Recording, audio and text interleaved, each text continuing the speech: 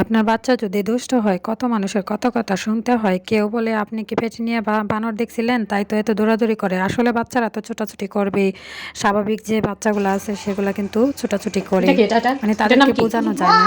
এটার নাম মানে কি? মুক্ত জায়গায় খোলামেলা দেখি আমার দিকে পরিবেশে তাকাও গেলে তো। বাচ্চারা একটু ছোটাছুটি করে, তাকাও তাকাও মানে তাকাও। এটা মানুষকে বোঝানো যায় না আর কি। তারপরে হচ্ছে আপনার বাচ্চা এত বছর হয়ে গেছে, মানে 2 বছর 1.5 বছর হয়ে গেছে, কথা বলে না কেন? আপনার বাচ্চা 1.5 বছর হয়ে গেছে, হাঁটে না কেন? আরে কত প্রশ্ন রে! ওরে বাবা রে বাবা! আপনার বাচ্চার 3 বছর হয়ে গেছে, হাত দিয়ে খায় না কেন?